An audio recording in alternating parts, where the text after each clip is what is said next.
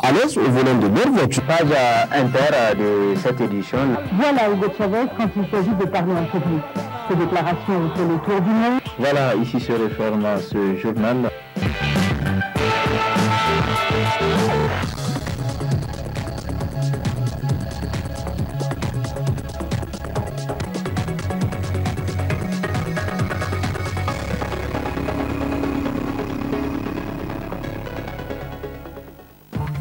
La deuxième édition du Salon de l'agriculture, de l'hydraulique et de l'élevage s'ouvre demain à Niamey. Des exposants nigériens et d'autres pays de la sous-région sont attendus à ce salon qui a pour objectif la valorisation des produits agro-pastoral et hydrauliques.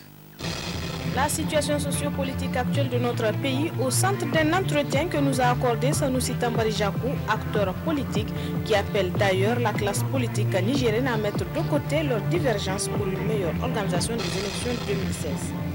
Rénover et moderniser l'aéroport international Dioriamani de Niamey, objectif visé à travers la signature d'une convention entre le groupe Architim Fraport et le ministère des Transports. Précision dans ce journal.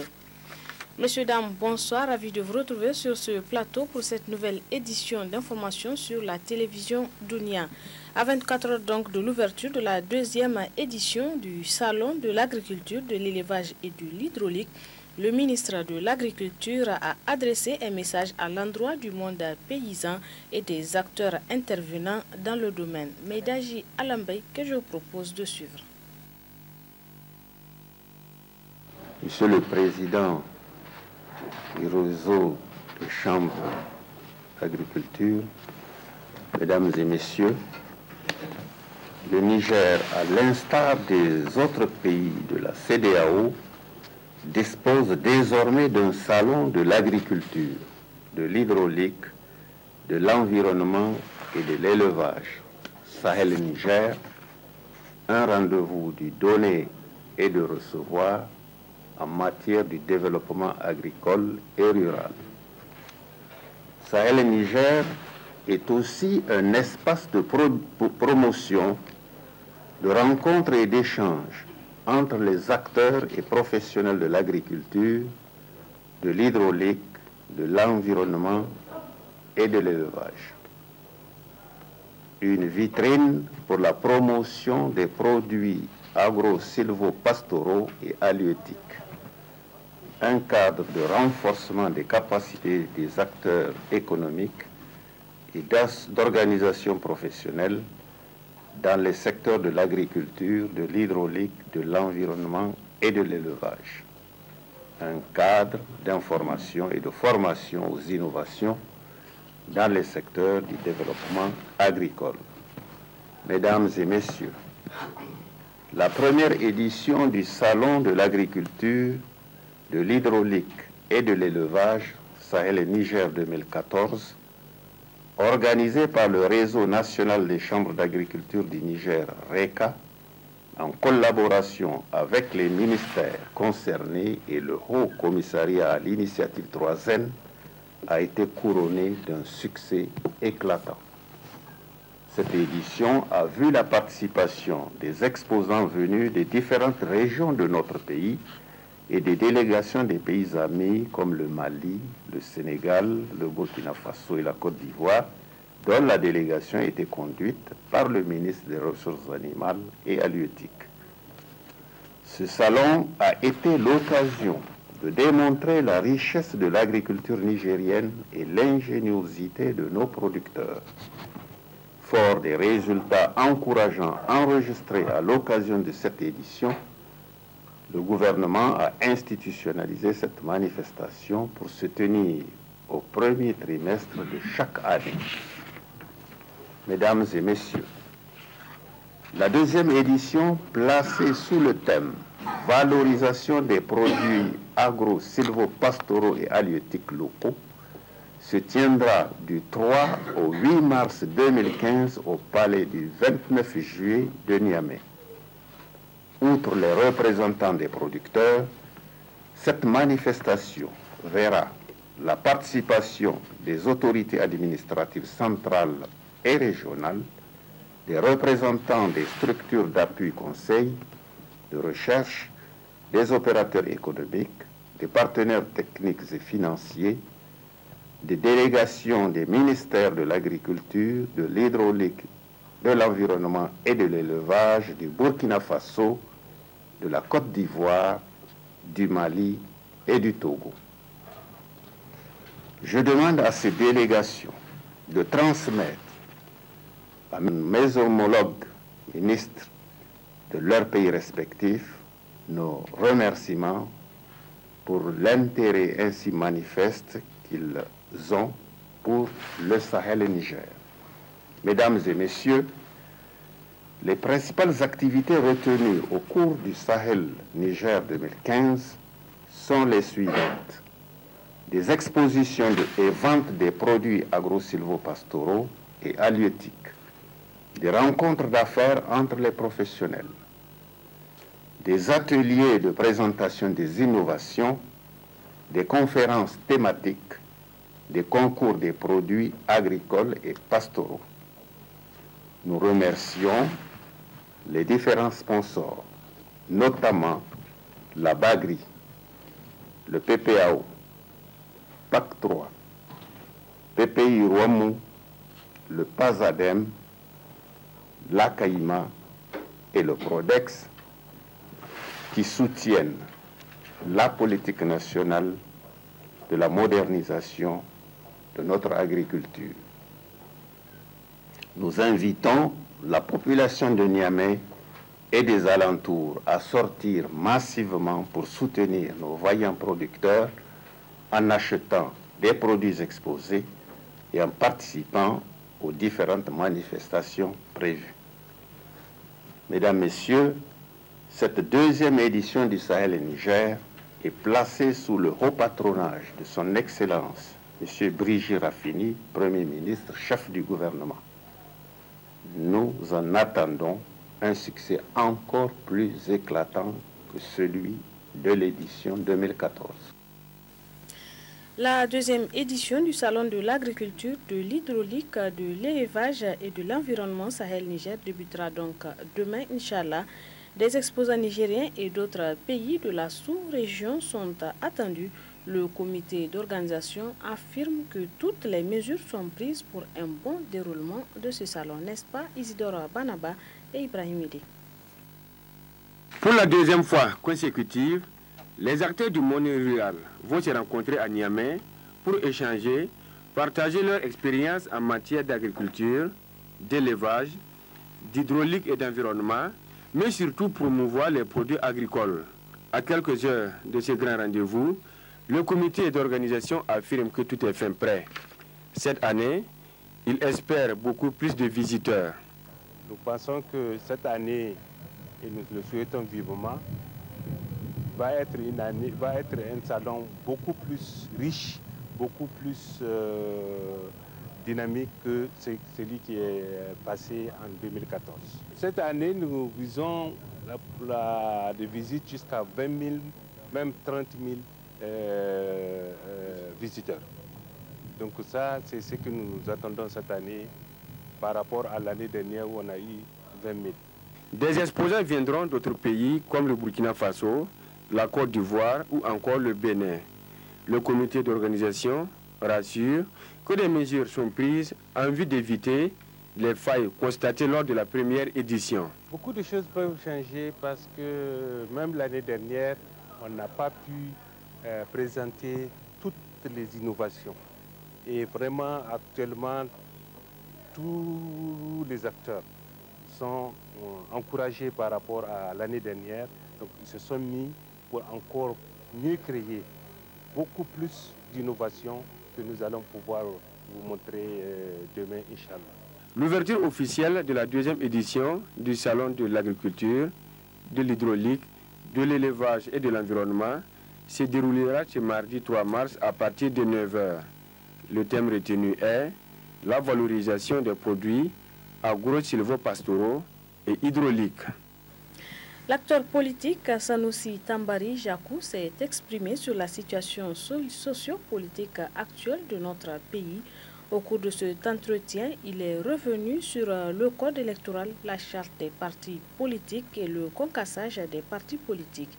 Il appelle la classe politique, tous bords confondus, à mettre de côté leurs divergences pour une meilleure organisation des élections de 2016. Sanoussi Tambari Jakou, que je vous invite de suivre avant de le retrouver en partie magazine de ce journal. La chose la plus importante pour nous dans notre processus démocratique national nigérien, c'est de veiller par nous-mêmes aux différents points de défaillance de notre système électoral. Avant tout, nous sommes des démocrates. Et en démocratie, le pouvoir se prend par les urnes et non pas par des armes. Puisque le pouvoir se prend de cette manière-là, et puisque notre condition de vie, c'est de vivre démocratiquement et aussi républicainement, eh bien, essayons de voir entre nous, hommes politiques, membres de la classe politique nationale, essayons de voir ensemble ce qui ne fonctionne pas bien dans notre système électoral afin qu'on le corrige avant les prochaines échéances électorales.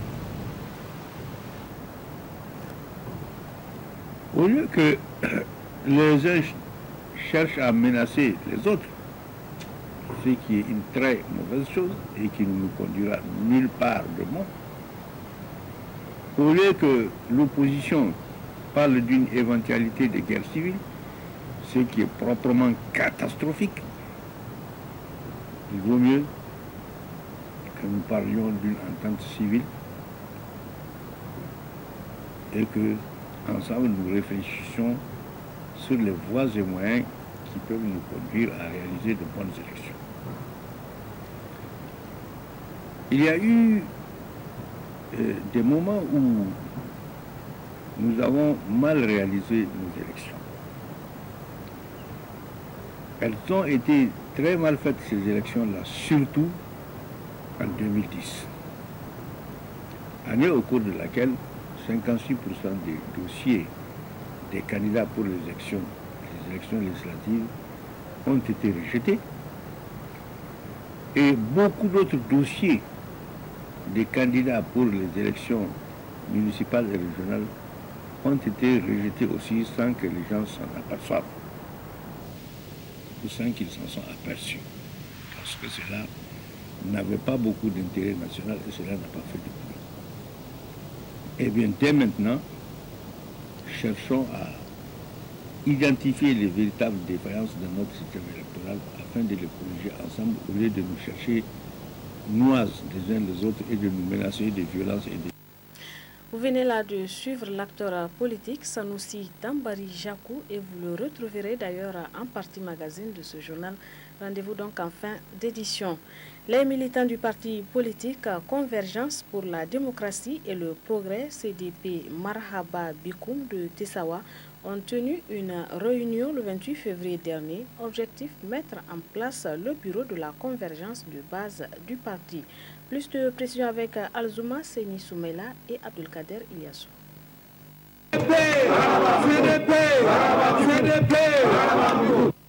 Ces slogans politiques sont prononcés avec vivacité par les militantes et militants du parti Convergence pour la démocratie et le progrès, CDP Marhaba Bikoum, lors de la conférence départementale de Tessawa du dit parti convoquée dans la salle de réunion de la commune de Tessawa. Une conférence départementale qui a mis en place de manière démocratique et consensuelle le bureau de la convergence de base CDP Marhaba Bikoum de Tessawa. Après l'élection des membres du bureau, une déclaration a été rendue publique. Réunis en conférence départementale ce samedi 28 février 2015 à l'effet d'analyser la situation née des attaques barbares perpétrées dans certaines régions de notre pays par le monstre Boko Haram. Apportons notre soutien sans faille à nos forces de défense et de sécurité déployées à Difa pour lutter contre la nébuleuse Boko Haram. présentons nos condoléances les plus attristées aux familles des victimes et souhaitons un prompt rétablissement aux blessés. Condamnons avec la dernière énergie toutes les attaques perpétrées dans la région de Difa par la secte ignoble Boko Haram. Réaffirmons notre totale adhésion aux idéaux du CDP, Marhaba Bikoum, et apportons notre soutien indéfectible au président du parti, Mahamma Jean Padeno, pour tout l'effort qu'il déploie pour le rayonnement de la démocratie au Niger et le bien-être du peuple. Vive le Niger, vive le CDP, fait à Tessawa le samedi 28 février 2015, la convergence départementale. Parti de masse sans distinction de genre, parti de masse qui se veut avant tout démocratique, le CDP Marhaba Bikoum est désormais représenté dans le département de Tessawa. Restons toujours avec le parti CDP Marhaba qui a mis en place le bureau de la convergence départementale de Madaroufa. Les temps forts avec Alzouma Seni Soumela et Abdelkader Ilyas. De Dakoro à Tassawa, en passant par la ville de Maradi, le parti Convergence pour la démocratie et le progrès CDP Marhaba Bikoum continue ses activités politiques dans la région de Maradi. La présente rencontre qui se déroule dans la salle de réunion de la commune de Madaroufa a pour objectif principal de mettre en place le bureau de la convergence départementale de Madaroufa du parti CDP Marhaba Bikoum. Après la mise en place de la table de séance et les procédures d'usage, le bureau a été mis en place de manière consensuelle avec l'accord unanime de la base avec comme président M. Lawali Sani Garba. L'appel que je vais lancer à notre militant de CDP Marhaba Bikoum, c'est de venir. La porte est grandement ouverte à ce parti-là. Tout celui qui veut rentrer dans le parti CDP Marhaba Bikoum, le CDP Marhaba Bikoum est prêt de l'accueillir. Il faut accueillir les gens avec la solidarité, avec l'honnêteté, avec éviter la jalousie et laisser les gens travailler et laisser les gens choisir. Le président de ce parti, dans un premier temps, il s'occupait de la région de Maradi. Aujourd'hui, nous sommes en train de passer sur le plan national. Et je sais que seule la lutte paye. Et après la pluie, c'est le beau temps. Déroulée dans la sérénité et l'entente, cette mise en place du bureau de la convergence départementale du parti Marhaba Bikoum de Madaroufa est effectuée dans le respect des textes et principes fondamentaux de ce jeune parti ouvert à tous qui se veut démocratique. Cérémonie de signature de convention ce matin à la primature entre le groupe Architim Frafor et le ministère des Transports du Niger. Ce projet consacre donc la rénovation et la modernisation de l'aéroport international Diori Hamani de Niamey. Le compte rendu avec Karal Yassani et Sambozamo. Ils étaient tous présents, le ministre de l'Urbanisme et du Logement, celui de l'Équipement, le secrétaire permanent du partenariat public-privé et le ministre délégué au budget à cette signature de convention entre l'État du Niger, représenté par le ministère des Transports, et le groupe Architim Fraport du Nigeria. Cette convention, qui vise la rénovation de l'aéroport Diori Hamani de Niamey, rentre dans le cadre de la mise en œuvre du programme de renaissance des autorités de la 7e République visant à faire du secteur des transports une priorité. Il vous souviendra que dans le programme de renaissance, le président de la République, son Excellence Issou Mamadou, disait, et je cite, « Le secteur de transport est un des axes prioritaires du développement économique et social de notre pays et un facteur de la croissance inclusive. » À ce titre, le gouvernement entend mener une nouvelle politique de transport et de transit qui prend en compte la coordination des différents modes de transport ainsi que le désenclavement interne-externe. Fin de citation. Dans la mise en œuvre de ces objectifs et des actions du programme de renaissance, son Excellence Brigitte Raffini, Premier ministre chef du gouvernement, a donné les grandes orientations pour la relance du secteur de transport dans la déclaration de politique générale. Et il disait, le gouvernement entend favoriser le désenclavement de la capitale et la desserte régulière des villes de l'intérieur du pays de la sous-région. Le gouvernement envisage de faire du Niger un hub. À ce sujet, les aéroports seront réhabilités et modernisés. Des tarifs pétroliers attractifs seront adaptés et la qualité de service au sol sera améliorée. Fin de citation. Cette convention, signée sur la base d'un contrat public-privé, ne consacre aucune contribution financière de l'État du Niger. Ce contrat que nous venons de signer vise la modernisation de l'aéroport international Diori Hamani de Niamey. Il convient de signaler que ce projet ne prévoyait aucune contribution financière ni de garantie de l'État. Toutes les charges sont supportées par le promoteur.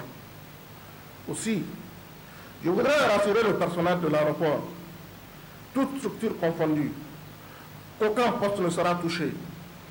Au contraire, d'autres Nigériens trouveront des emplois à travers l'agrandissement des infrastructures qui engendrera la création de besoins nouveaux en ressources humaines.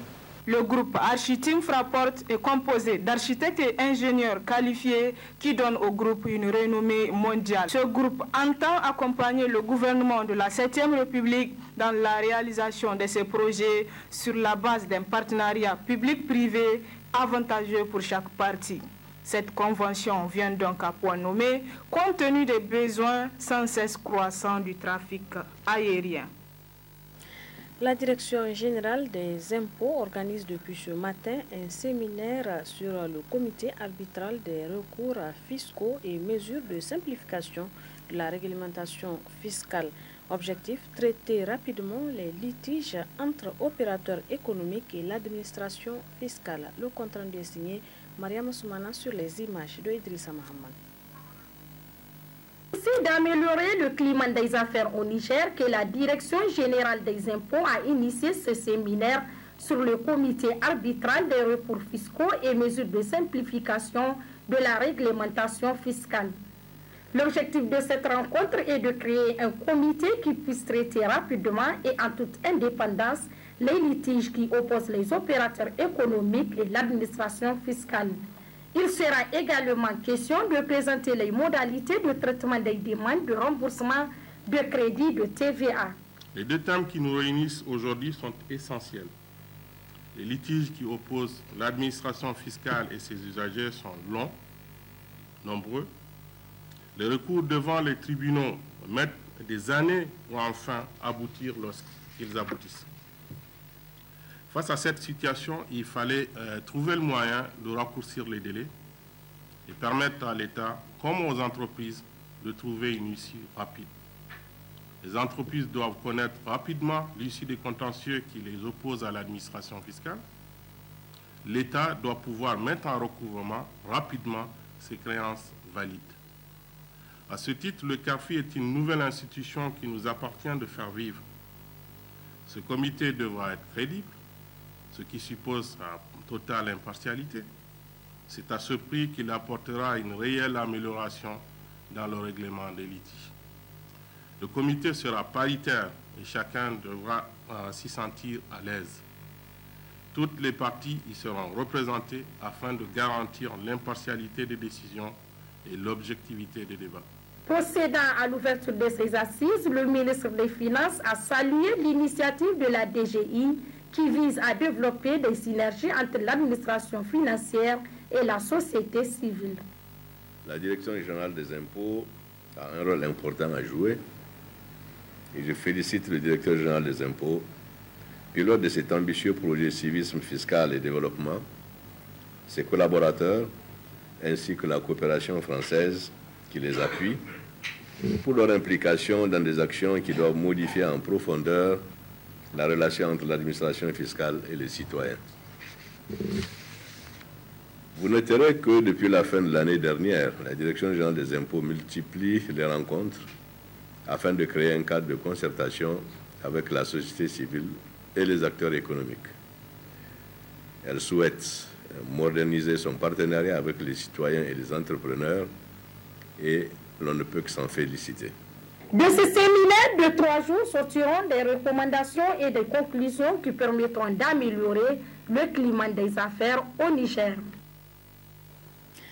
Le ministre de l'Équipement, accompagné du gouverneur de Tillabéri, du préfet de Walam et des agents du ministère de l'Équipement, s'est rendu à Tillabéri et précisément à Mangaïsé, où des travaux de construction de routes sont en exécution. Objectif, constater de visu l'état d'avancement des travaux de la route. Le compte-rendu est signé Youssouf Pomar et Sambozamo. Les travaux de la route latéritique Mangaïsé-Tilwa-Tizé-Gorou, longue de 90 km, entièrement financée par l'État, plus de 4 milliards de francs CFA, avancent bien. Et c'est pour avoir le cœur net sur l'exécution de ces travaux que le ministre de l'Équipement a étape par étape observé et apprécié l'effort des entreprises à qui le marché d'aménagement de la route a été attribué. Il y a des raison d'être satisfait de ce que nous avons vu sur certains chantiers, évidemment, parce qu'il y a des choses à faire aussi. Il ne faut pas dire que tout est comme vous l'avez dit, clean. Il faut dire qu'il y a des choses à faire, il y a des finitions à faire pour que les routes que nous faisons, en tout cas, soient des routes de qualité. Nous avons, comme vous le savez, en tout cas, on met beaucoup de moyens sur les routes. Et nous tenons à ce que ces routes-là soient bien faites pour que les usagers, en tout cas, s'en servent de la plus belle manière. Le délai, ils sont dans le délai et puis ils sont d'ailleurs même en avance sur le délai, surtout sur ce chantier. Ils sont à près de 56% de consommation de délai pour un avancement de travaux de près de 72%. C'est-à-dire qu'ils sont en avance même sur le délai. Donc c'est le lieu, en tout cas, de les encourager, de s'y maintenir dedans. Comme je l'ai dit, j'ai toujours pris en tout cas des engagements par rapport à ces jeunes entrepreneurs et je pense que je ferai tout pour que ces jeunes entrepreneurs qui d'abord en tout cas nous donnent entière satisfaction dans ce qu'ils font chaque fois et que nous allons tout mettre en œuvre pour les aider. Toujours dans le même projet, 9 forages sont réalisés pour les populations résidant non loin de la route. Il a été prévu pour la première fois, en pareille circonstance, de faire d'autres investissements, à savoir des forages. Il y a 9 forages prévus sur le tronçon, forages qui vont être étudiés à la fin donc, des travaux et rétrocédés à la population riveraine des chantiers. Pour les routes de Walam impraticables pendant la saison pluvieuse, des solutions seront rapidement trouvées. Le projet sera exécuté dans les jours à venir, a dit le ministre de l'Équipement. Nomaou Ibrahim. Zoom à présent sur la commune rurale de Dingazibanda dans le département de Walam. Même si d'importants efforts sont déployés par les autorités de la 7e République pour améliorer le cadre de vie des populations, tout n'est pas rose dans cette commune rurale. Les autorités communales de Dingazibanda appellent l'État et ses partenaires à prendre en charge les autres préoccupations qui entravent le développement de cette zone. Le reportage est signé Moudi Moussa et Idrissa Mahaman. Délimité à l'est par les communes rurales de Tagazar et de Tondi Kandia, à l'ouest par la commune urbaine de Walam, au sud par Simiri et au nord par les communes rurales de Tondi, Kiwindi et Bani Bongou, la commune rurale de Dingazi Banda s'étend sur une superficie de 1932 km², avec une population évaluée selon les estimations du dernier recensement général de la population à quelques 44 486 habitants. La commune de Dingazi Banda a, depuis l'avènement des autorités de la 7e République, bénéficié d'importantes réalisations dans le cadre du programme de renaissance du président de la République. Il n'y a pas 2 semaines de cela qu'on a réceptionné une nouvelle ambulance offerte par les autorités de la 7e République. Aujourd'hui même, nous avons assisté à une cérémonie d'appui destiné au CSI, le CSI de Farka et celui de Dingazi, une quantité importante de produits pharmaceutiques que M. Issou Ali Cheibou a bien voulu offrir aux populations de la commune. C'est dire que vraiment sur le plan sanitaire, nous disons pour le moment que vraiment il y a une avancée significative. Sur le plan éducatif, la commune a bénéficié des nouvelles constructions type la Renaissance. On peut citer, par exemple, dans le collège de Dingazi, on a bénéficié d'un bloc de 6 classes. À Farka, le collège a été aussi construit. Dans les autres écoles primaires aussi, il y a eu plusieurs nouvelles constructions. C'est vraiment le moment, c'est le lieu de remercier vraiment les autorités de la 7e République qui ont fourni des efforts louables. Sur le plan hydraulique, nous avons pas mal d'infrastructures hydrauliques, mais certaines sont en panne. Sur le plan sécuritaire, nous remercions Dieu. Vraiment, il n'y a pas de problème pour l'instant. La commune est vraiment en paix. Il n'y a pas de problème pour l'instant. Ainsi donc, malgré les multiples efforts que ne cessent de consentir les plus hautes autorités du pays au profit de l'amélioration du cadre de vie des populations de cette localité, force est cependant d'admettre que beaucoup reste à faire pour définitivement remettre sur les rails du développement socio-économique cette commune qui a pourtant offert au Niger un président de la République. Il n'y a même pas un pylône proprement dit. Il y a, comment dirais-je, un pylône Sonitel sur lequel Orange a fait, comment dirais-je, Orange arrive à alimenter la commune. Donc, vraiment sur le plan communication, on a un problème. La commune n'est pas couverte totalement. Elle n'est pas couverte dans sa totalité. Il y a certaines zones, pour les toucher même, il faut dépêcher soit quelqu'un à moto ou bien envoyer des enfants pour pouvoir passer certaines informations. Et il y a aussi le problème de la route, surtout celle qui mène de Walam à Dingazi jusqu'à Farka. Elle est vraiment dégradée. Et pendant la saison pluvieuse, on a pas mal de difficultés, surtout au moment où on voulait acheminer les produits destinés à la vente à prix modéré. Là. On a des difficultés, on ne reçoit pas même des camionneurs qui vont acheminer, surtout les vivres là. Les camionneurs qui vont les acheminer là, on ne les reçoit pas facilement, puisqu'ils craignent les pannes en cours de route. Les routes ne sont pas, en tout cas, elles ne sont pas en bon état.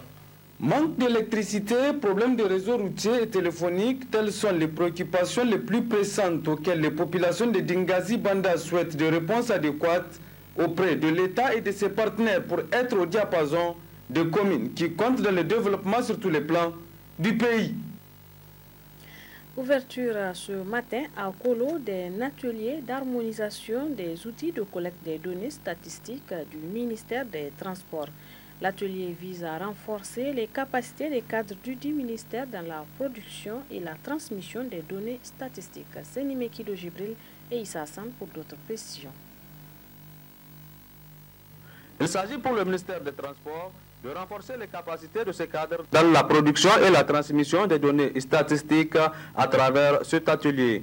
Une initiative qui vise à pallier aux difficultés dans la centralisation des données et la production régulière des statistiques afin que le secteur des transports puisse mieux contribuer au développement du pays. Cet atelier vise comme objectif principal de renforcer les capacités des cadres du ministère des Transports de la production et la transmission des données statistiques. Les résultats attendus de cet atelier sont: les concepts et définitions usuelles en matière de transport sont amendés et enrichis par les participants. Les cadres du ministère des Transports ont maîtrisé le remplissage des outils de collecte des données statistiques. La périodicité et le mode de transmission des données à la direction des statistiques sont définis. Les cadres du ministère des Transports ont internalisé la conception des rapports mensuels et annuels. La tenue du présent atelier est rendue possible grâce au précieux concours financier du PASTAJAP, auquel j'exprime ici nos sincères remerciements. À l'issue de cet atelier de 5 jours, les participants mettront en place un système statistique performant et pérenne pour un meilleur fonctionnement du ministère des Transports. La société Gemar Niger Sal a procédé ce matin à sa deuxième édition du tirage au sort donc au titre du mois de février au niveau de leur siège. Objectif, récompenser leurs fidèles clients consommateurs de la farine de blé Semo Vita. Le compte rendu est signé Samira Maman Garba et Imran Mega. Située en face de la cité et à Mac, la société Gemar Sal Niger est spécialisée dans la vente de sémoules de blé et pâtes alimentaires via la marque Semo Vita. Cette société a procédé ce 2 mars à sa deuxième édition de tirage au sort, entrant dans le cadre du jeu du mois de février. Un jeu initié pour récompenser les fidèles clients consommateurs de la farine Semo Vita. Un tirage qui a été effectué de la plus grande transparence en présence d'un huissier et plusieurs témoins. Et pour récompenser les meilleurs clients du mois de février. Donc je pense que nous allons passer tirage au sort.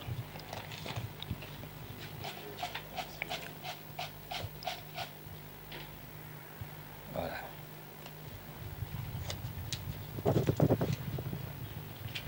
Nous avons ici le numéro 43. Maintenant, nous allons vérifier sur la liste à qui ça correspond. Il s'agit de M. Mohamed A. Son numéro de téléphone, c'est le 89 09 25 99. Alors, bonjour, monsieur. Bonjour. C'est vous, monsieur Mohamed? Oui. Ok. J'espère que vous êtes un des clients potentiels de la société Gemar Sal. Comment? Vous connaissez la société Gemar Sal? La société Gemar Sal, distributeur de farine de blé, là. Oui, oui, oui, oui. Ok. Donc, nous avons passé à un tirage au sort et pour récompenser le meilleur client du mois de février. Et nous sommes tombés sur votre nom. Donc, vous avez gagné un portable BlackBerry. Après tirage, le numéro 43 gagne ainsi un portable de marque BlackBerry. Ce dernier ne cache pas ses sentiments. Ben, écoutez, dans des circonstances pareilles, mes impressions ou mon impression, c'est une seule. Elle est très très bonne. Ce qui détermine en tout cas ce rapport client et vendeur que vous êtes. Et quand on vous fait des gestes pareils, il va de soi que cette importance qu'on vous accorde par rapport à votre argent, cela veut dire tout ce que ça veut dire. Et je suis franchement très ému et très fier d'avoir été choisi comme l'un des meilleurs clients de votre société qui... S'exprimant sur la transparence qui a caractérisé ce tirage, ce témoin explique. J'ai trouvé ça bien, ça m'a plu, parce que ça a fait qu'il est bon. Et puis ça c'est bien. Oui, c'est clair, c'est ça. Ah non, ça, il n'y a pas de gêne, ça c'est bien. Les produits Semo Vita, réputés pour leur saveur et leur riche composition, sont en train d'occuper une bonne place dans le panier de la ménagère. Aussi, ils sont vendus à des prix défiant toute concurrence.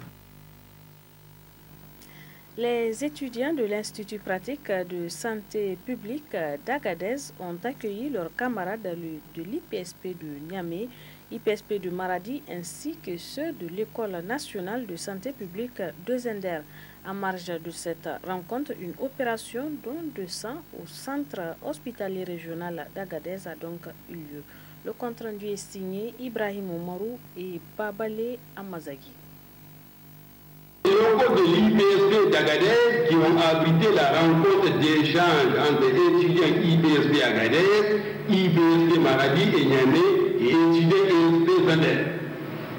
Initiée par les responsables des établissements IPSP et ESP, cette rencontre entre étudiants des centres de formation privés et publics devait permettre d'échanger des expériences et de fraterniser entre futurs agents appelés à constituer une même famille et un même corps, celui des agents de la santé publique.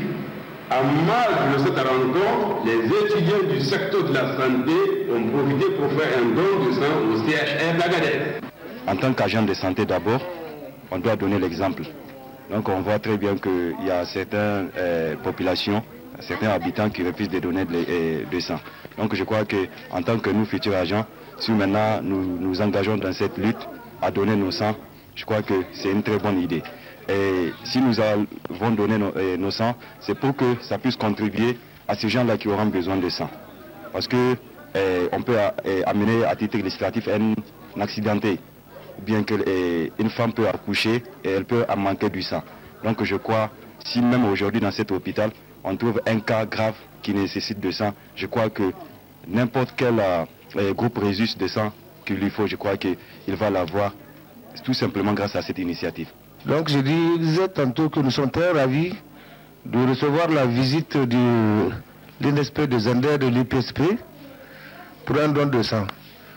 Ce geste vient à point nommé car elle contribuera à sauver des vies humaines. Car combien on sait que nous avons beaucoup de difficultés pour la collecte de sang. Je les remercie par ailleurs pour leur geste qui a sauvé des vies humaines. En attendant de commencer à travailler pour sauver des vies, les futurs agents de santé ont voulu marquer un acte qui pourrait aussi sauver des vies à travers ce don de sang.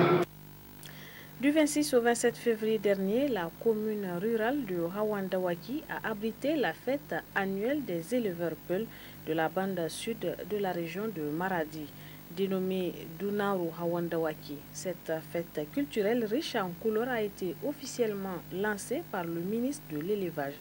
Nous retrouvons Alzouma Seni, Soumela et Abdelkader Ilyassou pour le compte rendu.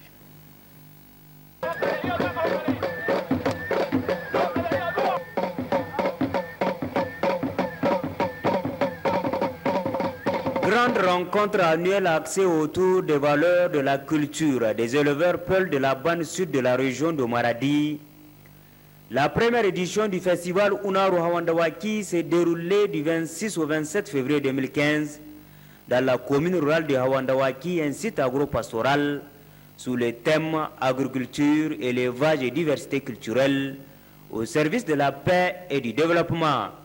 Cadre de brassage culturel, le festival Unaru Hawandawaki vise le renforcement de la cohésion sociale entre les populations agro-pasteurs qui peuplent cette bande sud de la région de Maradi. Cet événement à haute valeur culturelle au cours duquel seront développées des thématiques relatives au pastoralisme, la transhumance et les grandes orientations économiques et sociales dans le secteur de l'élevage a été officiellement lancé par le ministre de l'élevage qui a souligné l'importance de tels rassemblements pour l'unité et la cohésion nationale. Les rassemblements d'éleveurs, par la forte mobilisation des pasteurs et agro-pasteurs dans leur diversité ethnique et culturelle, sont des symboles fédérateurs et constituent un socle sur lequel il est possible de construire un espace de paix, de liberté et de stabilité.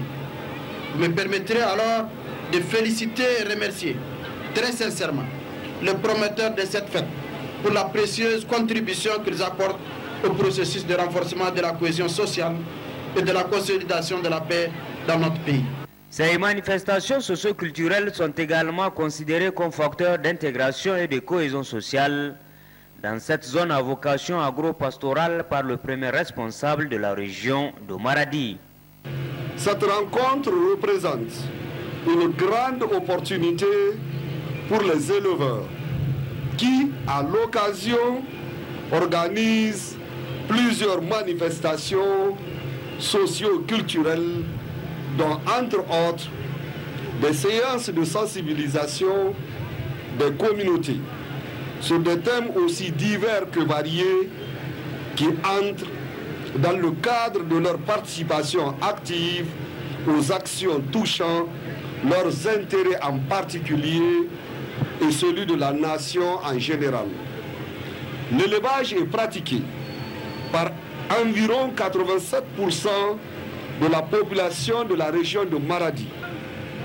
Sa contribution au PIB national et au budget des collectivités lui confère une place de choix dans le programme de renaissance de son Excellence El Hadji Mahamadou Issoufou, président de la République, chef de l'État.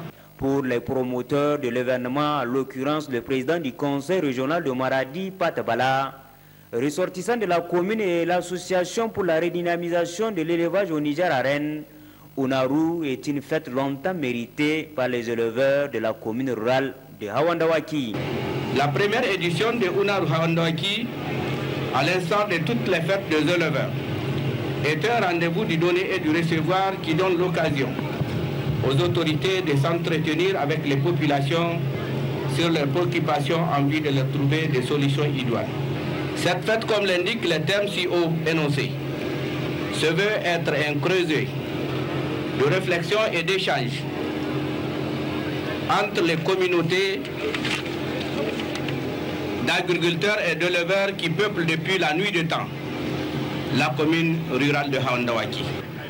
Si les pasteurs mobiles peuvent bien se réjouir chaque année de retrouvailles à Ingal, à Akadani, à Ego, les agro-pasteurs désormais à Hawandawaki pourront célébrer le succès et l'originalité de l'intégration agriculture-élevage comme modèle d'interdépendance et de cohésion entre les deux modes de production dont les intérêts ne sont ni contradictoires, ni antagoniques, mais absolument complémentaires.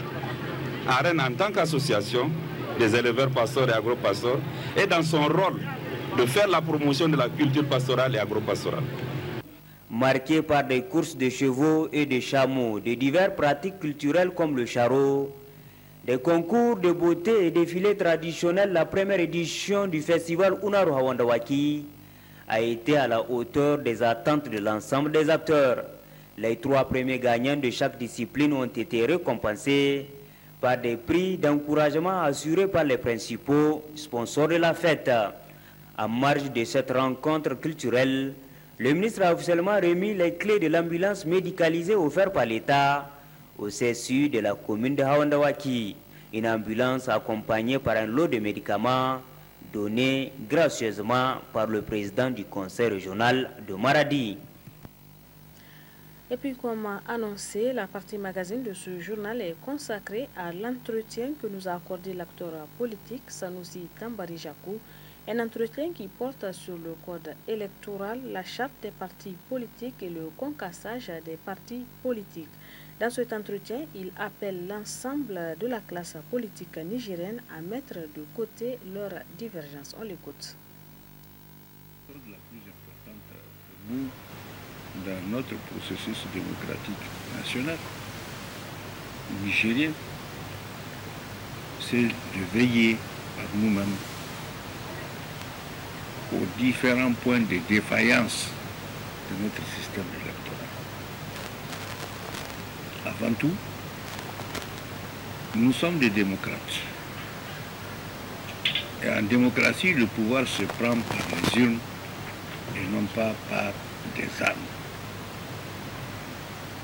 Puisque le pouvoir se prend de cette manière-là,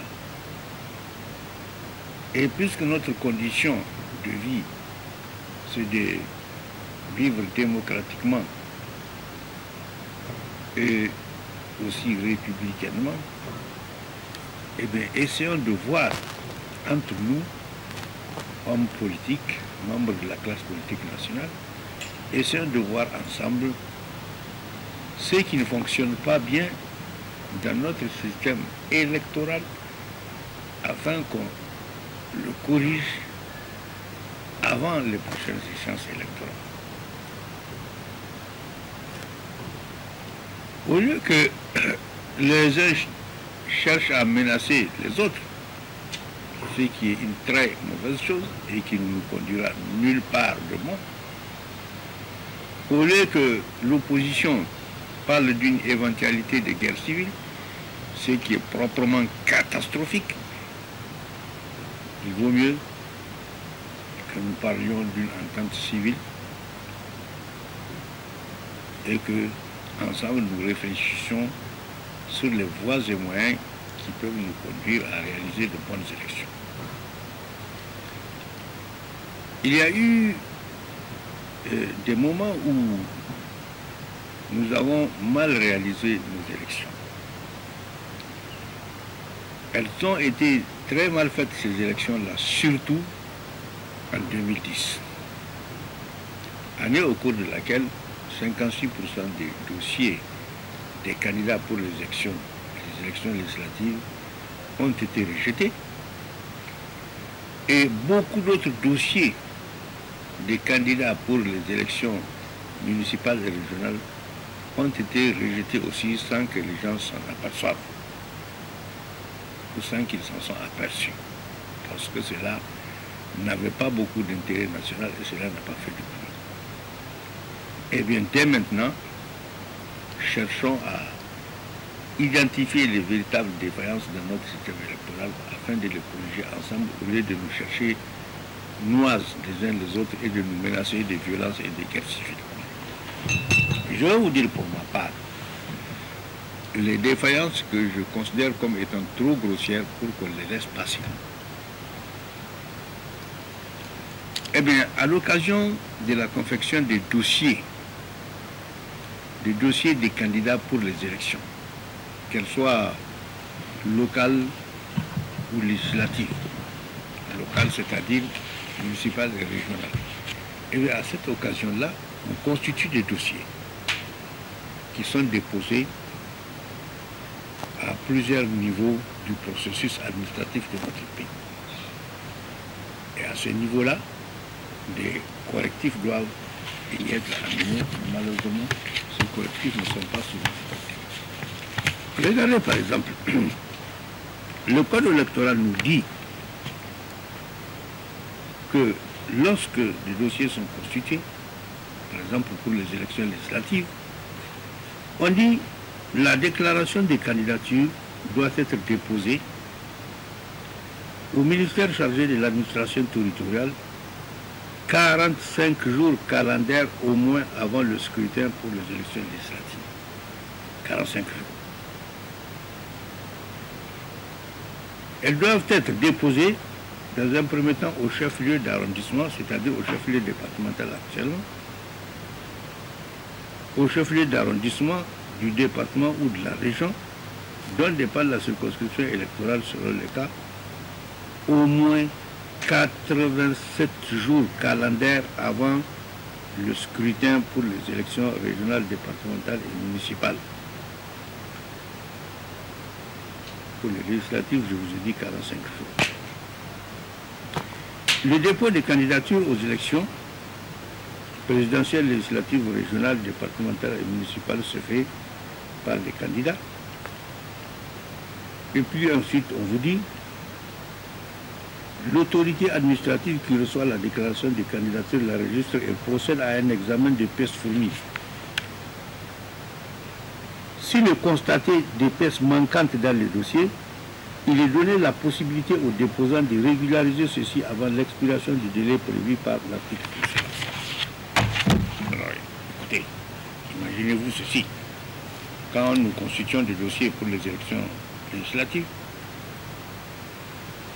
nous déposons ce dossier d'abord au niveau de l'arrondissement, au niveau de la commune. Et au niveau de la commune, il y a dans chaque commune une commission administrative dont l'une des missions est de vérifier l'exactitude des pièces du dossier qui sont contenues dans ce dossier des candidatures. Et lorsque le dossier n'est pas complet, lorsqu'il est défectueux, ou lorsque certaines pièces sont mal faites, eh bien, la commission administrative doit prévenir le candidat pour qu'il vienne qu'on lui signale le manquement de son dossier et il corrige. Une fois que cela est fait au niveau de la commune, les dossiers sont envoyés au niveau du département. Il y a une commission administrative au niveau du département. Et elle a 10 jours pour examiner les dossiers. Et dans le cas où elle voit qu'un dossier n'est pas correct du tout, elle appelle le propriétaire de ce dossier et elle lui signale le manquement qu'il y a dans son dossier. Et il corrige.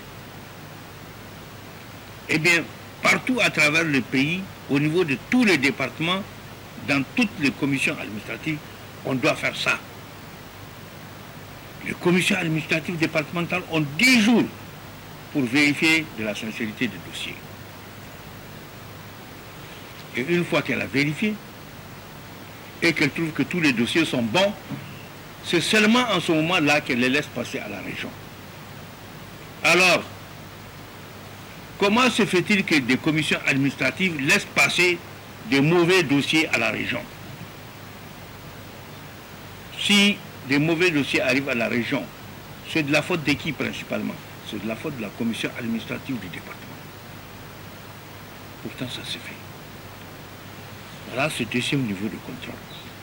Une fois que les dossiers contrôlés par la commune, par les départements, qui certifient qu'ils sont bons, une fois que ces dossiers donc arrivent à la région a 7 jours, ils m'ont dit le gouvernorat, a 7 jours pour examiner le dossier, et dans les cas où ils trouvent des mauvais dossiers qui ne sont pas complets ou qui sont mal faits, ils attirent l'attention de son propriétaire ou de leur propriétaire pour qu'ils viennent les compléter ou qu'ils viennent les corriger.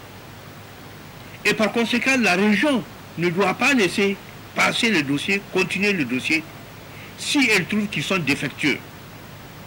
En principe, si la région laisse passer le dossier, cela veut dire qu'elle a considéré qu'ils sont bons. Et pourtant, elle laisse passer de mauvais dossiers. C'est de la faute de qui? C'est de la faute de la commission administrative de la région. C'est de la faute du gouvernorat. Ensuite, une fois que la région envoie les dossiers au ministère de l'Intérieur, et bien là, il y a une commission nationale qui doit examiner ces dossiers-là à la loupe pour voir s'ils sont bien faits ou s'ils sont mal faits, s'ils sont complets ou s'ils sont incomplets. On avait l'habitude de le faire ici, lors des élections de 96-99. C'était dans la villa à étage laquelle la commission des affaires étrangères de l'intérieur travaillait. Et on nous convoquait, nous les leaders des partis politiques, dans le cas où nos dossiers sont défectueux. Et par conséquent, au niveau du ministère de l'Intérieur, on ne laisse passer le dossier que s'ils sont réellement bons. C'est en ce moment que le ministère de l'Intérieur les envoie à la Cour constitutionnelle. Donc vous voyez toutes ces étapes-là, qui ne peuvent pas être sautées par des mauvais dossiers. Et pourtant, c'est le cas. C'est-à-dire qu'il y a des mauvais dossiers qui dépassent le cap de la commission municipale, la commission départementale, la commission régionale, la commission nationale. Et les dossiers sont à la Cour constitutionnelle sans être bons. Et de là-bas, la Cour constitutionnelle les rejette. Ou rejette tous les dossiers qui sont mauvais. Et évidemment, ça nous entraîne dans des catastrophes électorales. Nous qui avons attendu pendant 5 ans pour aller aux élections, et on vient au bout du rouleau, les dossiers sont rejetés. Et c'est vrai que dans une certaine mesure, c'est de notre faute, nous, les hommes politiques, nous, les candidats, nous, les leaders des partis politiques, parce que nous ne parvenons pas à bien constituer nos dossiers. Mais même si nous ne parvenons pas à bien constituer ce dossier, eh bien, les échelons administratifs aussi ne parviennent pas à bien contrôler les dossiers qu'on leur remet et qu'ils doivent travailler pour qu'ils soient acheminés jusqu'à la Cour constitutionnelle.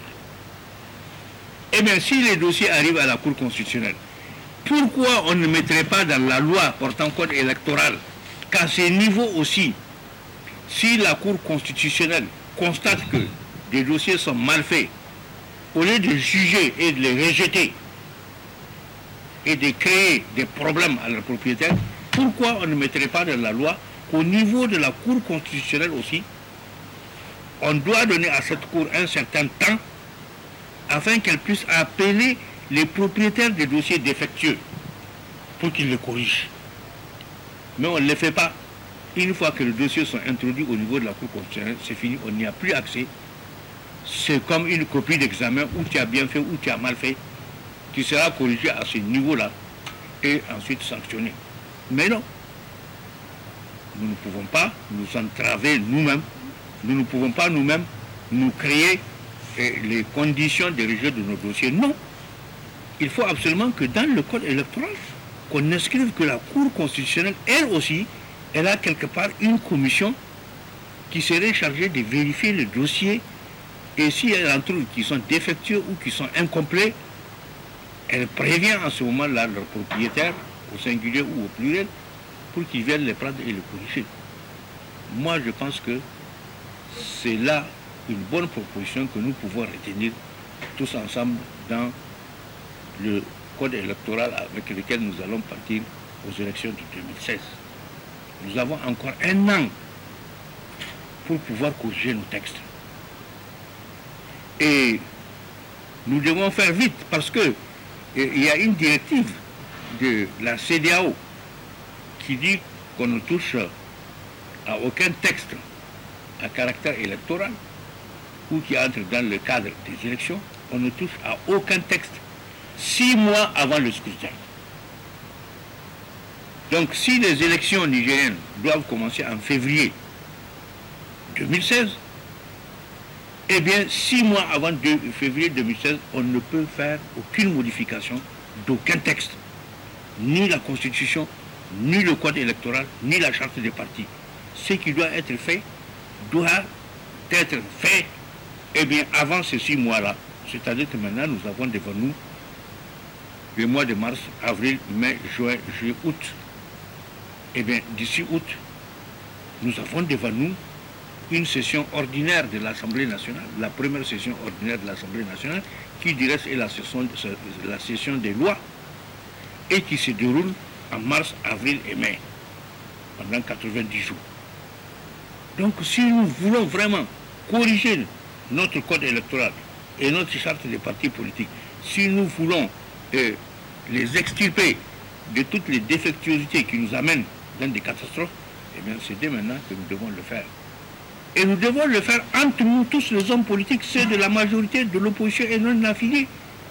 Réfléchir entre nous, au lieu de nous embarquer dans des querelles inutiles, dans des bagarres qui seront préjudiciables même à l'existence de notre pays. C'est maintenant que nous devons parler de ça. Eh bien, parlons-en, nous de la classe politique. Entendons-nous là-dessus. Allons-y au Conseil national du dialogue politique. Parlons-en. Faisons des propositions de modification du code électoral. Une fois que nous parvenons à le faire par consensus, le gouvernement sera tenu de les prendre pour pouvoir les expédier au niveau de l'Assemblée nationale sous forme de projet de loi, laquelle Assemblée nationale les examinera et les adoptera certainement si nous parvenons à nous entendre là-dessus. Je crois que c'est la voie royale pour résoudre beaucoup de problèmes. En tout cas, mieux que la voie de la menace, de la violence, de la guerre. Et c'est cet élément qui met ainsi un point final à ce journal. Merci à vous de l'avoir suivi. Très bonne suite à des programmes sur la H24 Dunia TV. Au revoir.